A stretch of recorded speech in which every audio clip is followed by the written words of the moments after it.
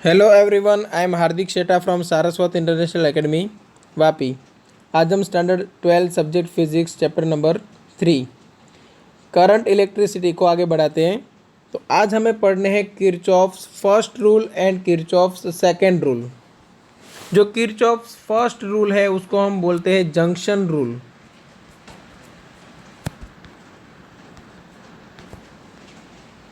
क्योंकि ये कोई एक जंक्शन पे अप्लाई होता है। जंक्शन का मतलब क्या होता है?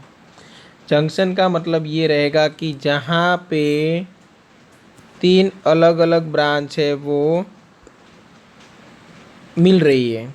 एक ऐसा पॉइंट जहाँ पे तीन ब्रांच मिल रही है। अब सिर्फ तीन नहीं बोल सकते, मोर देन टू ब्रांचेस। ठीक है ना? तीन चार पाँच जितनी भी ब्रांच है, ठीक है ना, वो अगर सिंगल पॉइंट पे मिल रही है तो वो पॉइंट को आप क्या बोलोगे? जंक्शन। जंक्शन या तो आप बोल सकते हो नोड। ओके, तो फर्स्ट रूल है वो जंक्शन रूल है। और रूल क्या है वो ध्यान से देखो। At any junction, at any junction the sum of the currents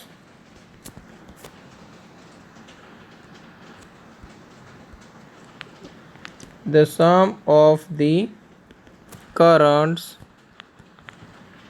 entering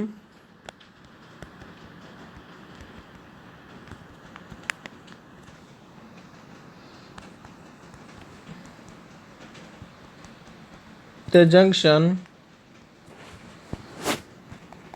is equal to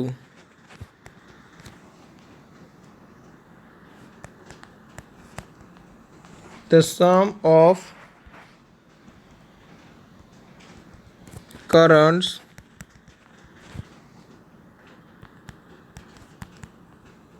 leaving the junction। Okay, अब ये अप्लाई कैसे होता है?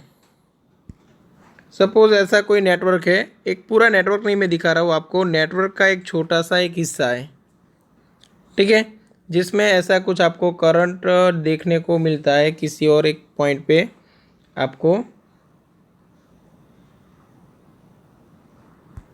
सेपरेट होता है या तो वहाँ पे कंबाइन होता है current.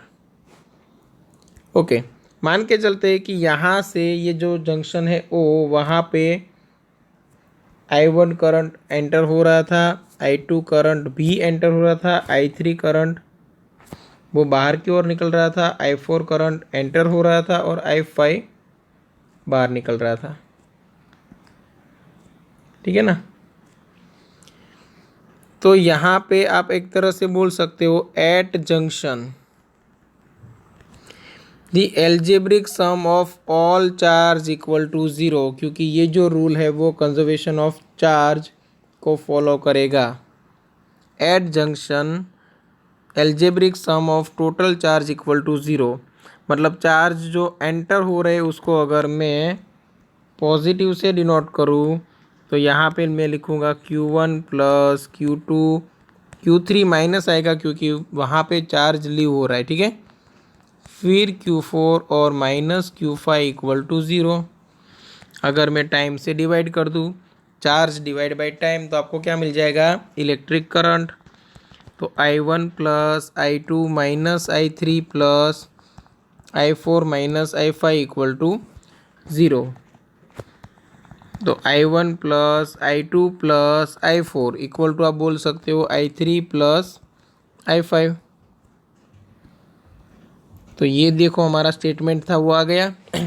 Incoming current equal to outgoing current at any junction the sum of the currents entering the junction is equal to the sum of the currents living the junction. Okay, in short आप याद रख सकते हो Kirchhoff's first rule at any junction incoming current equal to outgoing current. Clear यहाँ तक? ये हो गया किरचॉफ्स फर्स्ट रूल। अभी हमें पढ़ना है किरचॉफ्स सेकेंड रूल, जो कि वोल्टेज के लिए है, या तो आप एक तरह से बोल सकते हो कंजर्वेशन ऑफ एनर्जी से रिलेटेड है। ठीक है, तो किरचॉफ्स सेकेंड रूल स्टार्ट करते हैं।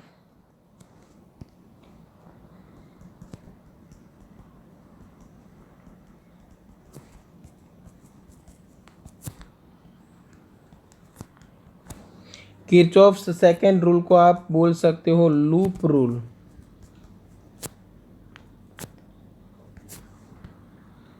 ओके, ये जो फर्स्ट रूल था उसको शॉर्ट में बोला जाता है केसीएल, किरचॉफ्स करंट लॉ।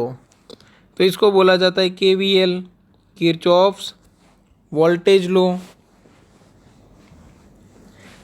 ठीक है, अभी देखो लॉ का स्टेटमेंट क्या है।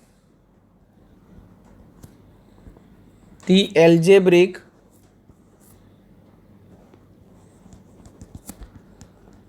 sum of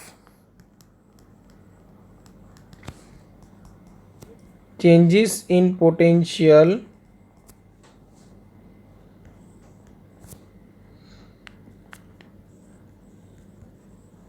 around any closed loop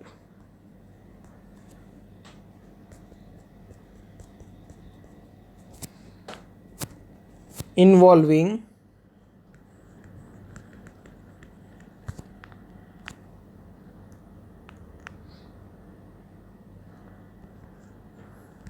resistors and cells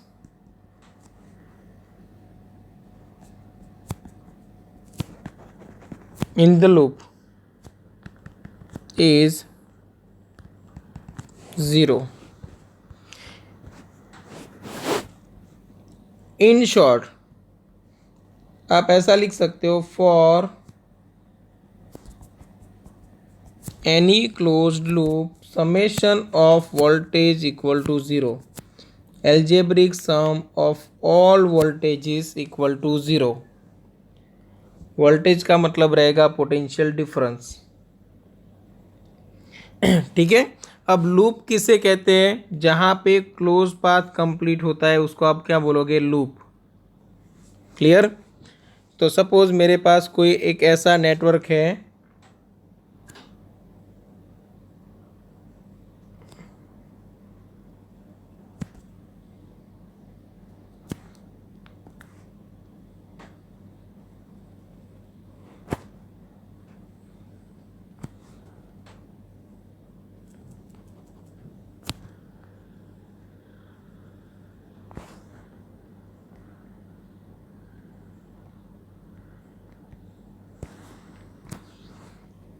ये नेटवर्क है,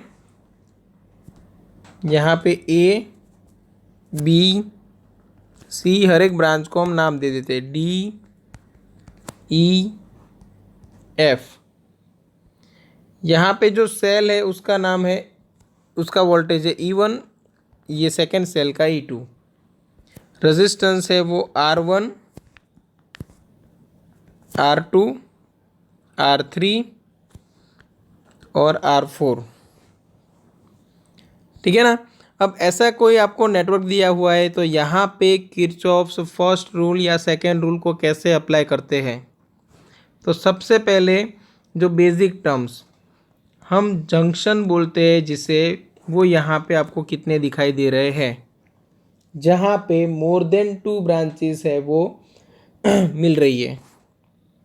तो एक पॉइंट आपको यहाँ पे नज़र आएगा, एक पॉइंट यहाँ पे। क्यों, एक ब्रांच इधर, एक ब्रांच इधर, एक ब्रांच इधर, सेम वे एक ब्रांच इधर, एक ब्रांच इधर, एक इधर। ठीक है ना। ओके, तो बी एंड ई दो यहाँ पे जंक्शन है, ब्रांच बहुत सारी है, आप ए बी बोल सकते हो, B C C D D. ठीक है ना। ओके, लूप कितनी है यहाँ पे, तो ये एक लूप, मतलब A B E F A. Same way दूसरी लूप यहाँ पे देखो गोल गोल, तो बी से स्टार्ट करोगे, सी, सी से डी, डी से ई, ई से बैक टू बी, ये पूरी लूप कंप्लीट हुई। तो यहाँ पे टोटल 3 लूप है, कौन कौन सी समझो। सपोज मैंने ए से स्टार्ट किया, ये एक लूप। अगर मैंने बी से स्टार्ट किया, ये सेकेंड लूप। अगर मैंने ए से स्टार्ट किया और ये पूरा कंप्लीट कराया, पूरा एक बड़ा राउंड, ठीक है ना, तो ये हो गई थर्ड लूप। तो यहाँ पे टोटल 2 जंक्शन है और 3 लूप है। ओके। अब किरचॉफ लॉ अप्लाई करने के लिए कुछ रूल्स को आप फॉलो करोगे। रूल्स बोल सकते हो या तो स्टेप्स बोल सकते हो, ठीक है। सबसे पहली चीज़, आप सबसे पहले लूप की डायरेक्शन डिफाइन करोगे। ओके।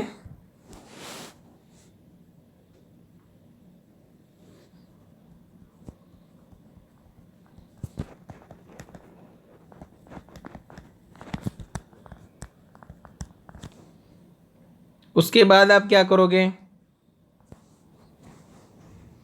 तो आप करंट डिवीज़न बनाओगे अपना। करंट डिवीज़न कैसे समझो, कि अगर मैं मान के चलूँ कि यहाँ से करंट इस डायरेक्शन में आएगा I1, जो यहाँ पे डिवाइड होके गया I2 में, और यहाँ पे बना I3। आप I1 माइनस I2 भी लिख सकते हो, बट हम यहाँ पे सिर्फ किरचॉफ्स सेकेंड रूल समझ रहे हैं। तो करंट डिवीज़न न्यूमेरिकल्स के लिए जैसे करते हैं वैसे यहाँ पे करने की ज़रूरत नहीं है। ओके। I1 करंट टोटल था, I2 और I3 में डिवाइड हुआ, और ये डायरेक्शन आप अपने हिसाब से चूज़ कर सकते हो, क्योंकि किसी को भी पहले से ये पता नहीं होता कि करंट कौन सी डायरेक्शन में जा रहा है, ठीक है ना। बहुत सारी सिचुएशंस ऐसी होगी जहाँ पे किसी को पहले से पता नहीं होता है कि करंट कौन सी डायरेक्शन में जाएगा। सपोज मैंने I1 करंट लिया है A टू B, और उसकी वैल्यू मुझे मिले -5 एम्पियर, नेगेटिव वैल्यू आई, मतलब मैं समझ जाऊंगा कि वो करंट एक्चुअल में पास हो रहा था B टू A। क्लियर। और अगर +5 आई तो फिर मैंने जो डायरेक्शन सिलेक्ट की थी वो राइट थी। सिंपल सी बात है। मतलब यहाँ पे करंट की डायरेक्शन चूज़ करने की अथॉरिटी आपके पास है, ठीक है ना। आपके पास उतना फ्रीडम है कि आप करंट की डायरेक्शन आप कहीं पे भी चूज़ कर सकते हो। हाँ, करंट डिवीज़न एक परफेक्ट आपको अच्छे से दिखाना पड़ेगा। ओके। तो यहाँ पे मैंने बी जंक्शन पे दिखाया है कि करंट I1 है वो 2 हिस्सों में डिवाइड हो रहा है, I2 एंड I3 में। ओके। चलो। तो हमने करंट की डायरेक्शन भी डिफाइन कर दी। Okay. Define direction of loop, loop की डायरेक्शन हमने डिफाइन कर दी। अगर आप लूप की डायरेक्शन में आगे बढ़ रहे हो तो ओके, आप ऑलवेज सिलेक्ट करोगे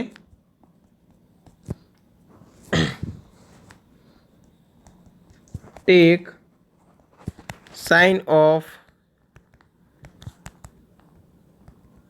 second terminal of cell. Okay. जब आप लूप की डायरेक्शन में आगे बढ़ो तब, सपोज मैंने ये लूप की डायरेक्शन ले ली क्लॉकवाइज, तो मैं यहाँ से ए से बी जाऊँगा, बी से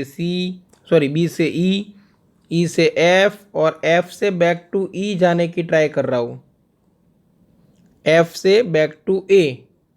तब फर्स्ट टर्मिनल नेगेटिव आया, सेकेंड टर्मिनल बैटरी का पॉजिटिव आया, तो मतलब मुझे पॉजिटिव टर्मिनल सिलेक्ट करना होगा। ओके। कुछ कुछ डाउट्स अभी भी होंगे आपके माइंड में शायद, अगर आप ये पहली बार पढ़ रहे हो तो, बट एक बार हमने इक्वेशन बना लिया उसके बाद कोई डाउट नहीं रहेगा, ठीक है।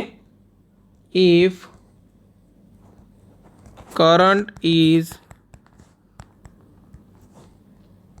इन the direction of loop, then for that branch, या तो देन हम शॉर्ट में लिख लेते हैं, I into R will be negative. अगर लूप की डायरेक्शन और आपके करंट की डायरेक्शन सेम हो गई तो फिर ये जो IR साइन है वो बनेगी negative. If current is in the direction of loop then IR will be negative. Battery voltage के लिए भी हमने सिलेक्ट कर लिया take sign of second terminal of cell, okay, while going in the direction of loop. ये एक condition है, ऐसा समझ लो। While going in the direction of loop, okay. ये तीन चीज़ें याद रखोगे, आपको कहीं पे भी ये इक्वेशंस बनाने में प्रॉब्लम नहीं होगी, खास करके ये 2 पॉइंट, ठीक है। क्योंकि जब भी आप लूप की डायरेक्शन में आगे बढ़ोगे या तो आपको रेजिस्टेंस दिखाई देगा, मतलब आपको IR सिलेक्ट करना है, या तो बैटरी का वोल्टेज सिलेक्ट करना है। तो बैटरी वोल्टेज के लिए सेकेंड टर्मिनल याद रखो और IR के लिए ये याद रख लो कि अगर लूप की डायरेक्शन और करंट की डायरेक्शन सेम हो गई तो फिर IR will be negative, okay. अभी यही डायग्राम के लिए हम क्या करते हैं,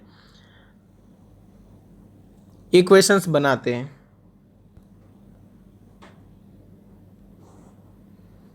चलो ये नेटवर्क दिया हुआ है, इक्वेशंस बनाते हैं। सबसे पहले मैं लूप सिलेक्ट कर रहा हूँ, लूप फर्स्ट ABEF है, ABEF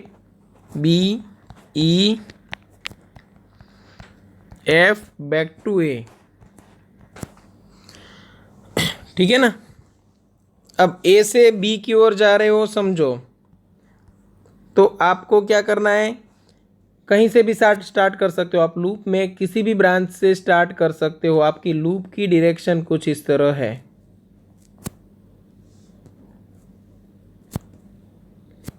तो अगर आप, मैं मान के चलूँ F से मैं अगर स्टार्ट करूँ, F से पहले कहाँ जाऊँगा, A की ओर, तो रास्ते में देखो बैटरी आ रही है, बैटरी का जो फर्स्ट टर्मिनल आ रहा है वो मुझे नेगेटिव दिखाई दे रहा है और सेकंड टर्मिनल है वो पॉजिटिव, और वो पॉजिटिव साइन में यहाँ पे सिलेक्ट करूँगा, तो E1 है वो पॉजिटिव।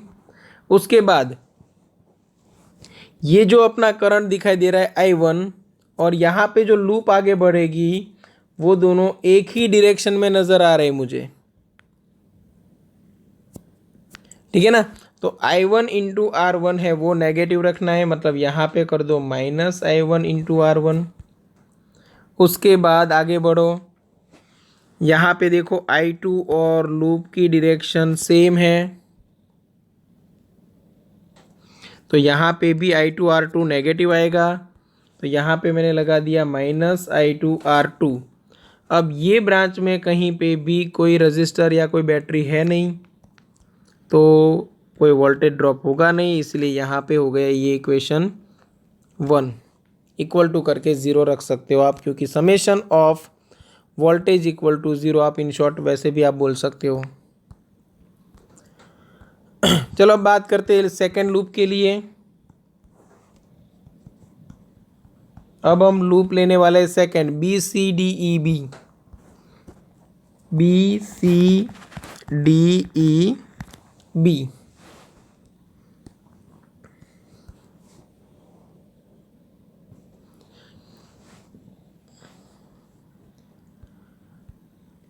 तो ये हो गई लूप हमारे लिए। सबसे पहले बात कर लेते हैं बैटरी की। चलो बैटरी के लिए क्या होगा, सेकेंड टर्मिनल इस बार क्या आएगा, तो ये प्लस है और ये माइनस, सेकेंड टर्मिनल आ रहा है नेगेटिव, तो मैं लिख लूँगा -E2। अब बैटरी से आगे बढ़ते हैं, यहाँ से हमने स्टार्ट किया और आगे बढ़े, क्या आया R2। ये जो लूप की डायरेक्शन है वो और ये जो करंट की डायरेक्शन है वो आमने सामने आई, ऑपोजिट डायरेक्शन में है, तो IR विल बी पॉजिटिव। तो यहाँ पे +I2 R2 आएगा। अब यहाँ से हमने लूप को लेना स्टार्ट किया था, कहाँ से, यहाँ से हमने लूप लेना स्टार्ट किया और यहाँ तक पहुँचे। फिर जाना है बी से सी की ओर, ये डायरेक्शन में। तो देखो करंट I3 भी उसी डायरेक्शन में है, इसलिए I3R3 नेगेटिव आएगा। तो यहाँ पे मैं I3R3 नेगेटिव रखूँगा। सेम वे जो I3 करंट है वो इधर से भी पास होने ही वाला है, क्योंकि सीरीज़ में करंट सेम रहेगा। तो I3 इंटू R4 भी नेगेटिव आएगा, क्योंकि लूप की डायरेक्शन में ही है। लूप अभी भी उसी डायरेक्शन में आगे बढ़ रही थी। ऐसे क्लोज पाथ कंप्लीट करने के लिए बैटरी के पास फिर से पहुंचना था आपको। तो I3R4 भी नेगेटिव आएगा। ये हो गया इक्वेशन 2। अब बात करते हैं लूप 3 के लिए।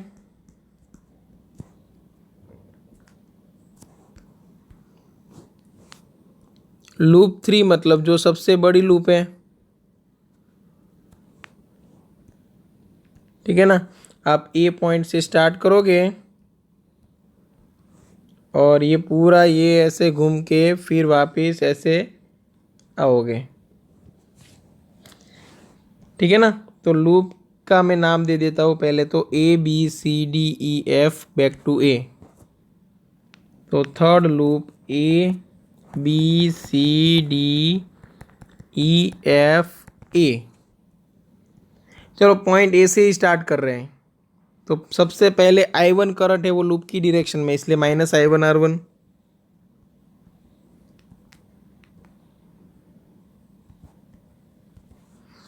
सभी के बीच में एडिशन सब्ट्रैक्शन का रिलेशन है, तो आप कहीं से भी स्टार्ट कर सकते हो। फिर आगे बढ़ते हैं। तो यहाँ पे यहाँ पे क्या हुआ उसका टेंशन लेने की ज़रूरत नहीं है, आपको सिर्फ लूप पे ही ध्यान देना है, ठीक है। तो बी से आगे बढ़ गए हम। तो I3R3 भी नेगेटिव, I3R4 भी नेगेटिव। क्यों? क्योंकि लूप की डायरेक्शन में है। तो मैं यहाँ पे लिख देता हूँ -I3R3 -I3R4।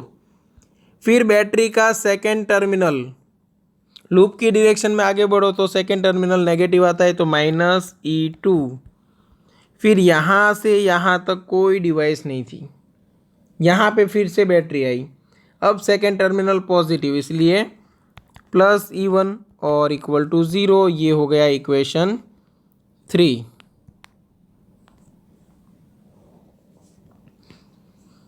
ये इक्वेशन 3 हो गया। तीनों इक्वेशन मिल गए, तीनों इक्वेशन को सॉल्व करना है और जो अननोन क्वांटिटी है उसको फाइंड करना है, ठीक है। यहाँ पे बैटरी के अगर वोल्टेजेस आपको दिए हुए, रेजिस्टेंस दिए हुए, तो I1 I2 I3 तीनों करंट आप फाइंड कर सकते हो। ओके, बस ये रूल्स के साथ आपको ये किरचॉफ्स सेकंड रूल अप्लाई करना है। ओके, अगर आपको ओपन सर्किट दिया हुआ है और किरचॉफ्स रूल अप्लाई करना है, कभी कभी ऐसे देंगे, ये यहाँ पे आपको बोला जाएगा +30 वोल्ट जो कि पॉइंट ए है। फिर यहाँ पे एक रजिस्टर है, फिर यहाँ पे कुछ इस तरह आपको दिया गया है और यहाँ पे आपको बोला जाए +20 वोल्ट जो कि पॉइंट बी है, और यहाँ पे +5 वोल्ट या तो -5 वोल्ट ऐसा कुछ दिया रहेगा, ठीक है, जो कि पॉइंट सी है। इंटरमीडिएट जो यहाँ पे जंक्शन है वो ओ, रेजिस्टेंस की वैल्यू दी जाएगी आपको, वो मैं यहाँ पे लिख रहा हूँ सिर्फ R1 R2 एंड R3। यहाँ पे जो करंट पास हो रहा है वो I1, यहाँ पे I2, यहाँ पे I3। I3 की जगह पे आप I1 - I2 लिख सकते हो नंबर ऑफ वेरिएबल कम कराने के लिए। और यहाँ पे भी आप KVL यूज़ कर सकते हो कि किरचॉफ्स वोल्टेज लो, कहाँ से जा रहे हो, A to O और O टू B पाथ के लिए। देखो बैक टू A वापस नहीं आ रहे हो, तो आप स्टार्ट करोगे जहाँ से आपने स्टार्ट किया है उसी के वोल्टेज से। अभी वोल्टेज नहीं बोल सकते क्योंकि ये पोटेंशियल डिफरेंस नहीं ले रहे हम, किसी एक पॉइंट का पोटेंशियल ले रहे हैं। तो मैंने VA लिख दिया और VA इक्वल टू हमें पता है कितना है, यहाँ पे 30 है। यहाँ से हम आगे बढ़ रहे हैं तो -I1R1, -I1R1। फिर यहाँ से वापस आप आगे बढ़ो तो उसी डायरेक्शन में, इसलिए -I2R2। और लास्ट में जो आया B पॉइंट का पोटेंशियल, वो इक्वल टू के सामने रखना है VB।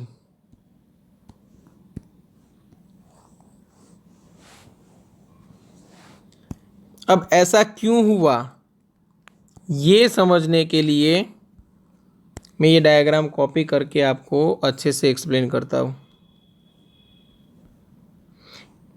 ये डायग्राम हमें लगता है कि ओपन सर्किट है, बट एक्चुअल में ये ओपन सर्किट नहीं है। इसी डायग्राम को मैं ऐसे भी कन्वर्ट कर सकता हूँ। देखो यहाँ पे कितने वोल्टेज है 30 और यहाँ पे कितने हैं 20। इन दोनों के बीच में मैं एक बैटरी कनेक्ट कर सकता हूँ और 30 - 20 दैट इज 10 वोल्ट की। सेम वे यहाँ पे इन दोनों के बीच में भी एक बैटरी कनेक्ट हो सकती है। 20 - -5 मतलब 25 वोल्ट का डिफरेंस है। और सेम वे यहाँ पे भी एक बैटरी कनेक्ट हो सकती है और वो 30 - -5 दैट इज 35 वोल्ट। अब हमने जो लूप लिया था वो लूप कुछ इस तरह था, यहाँ से ऐसे,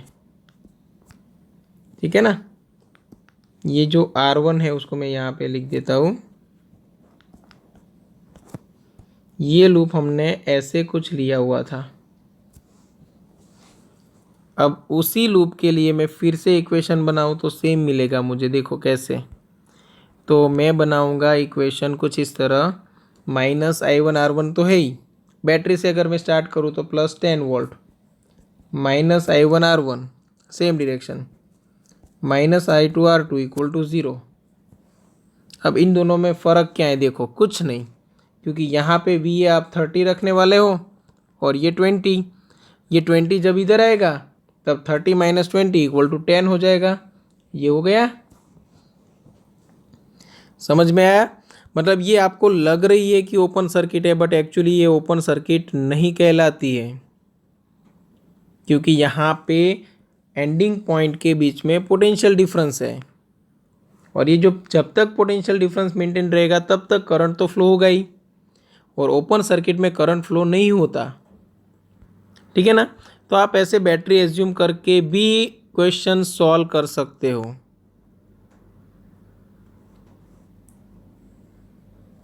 ठीक है। चलो, तो ये दोनों इक्वेशन सिमिलर है, ये हमें समझ में आ गया। तो डायरेक्ट आप KVL ऐसे ओपन अगर कोई सर्किट दी हुई है तो उसके लिए भी अप्लाई कर सकते हो, या तो उसको पहले क्लोज सर्किट में कन्वर्ट कर दो उसके बाद अप्लाई करो। चलो, तो ये हो गया Kirchhoff's first rule and second rule. अभी भी ये जो दोनों रूल है उसके लिए क्वेश्चंस की प्रैक्टिस बाकी है। तो नेक्स्ट सेशन में हम एग्जाम्पल 3.6, 3.7, 3.8 का सॉल्यूशन देखेंगे। और अगर ये रूल में अगर कहीं पे डाउट है तो आप कांटेक्ट कर सकते हो। Okay, thank you.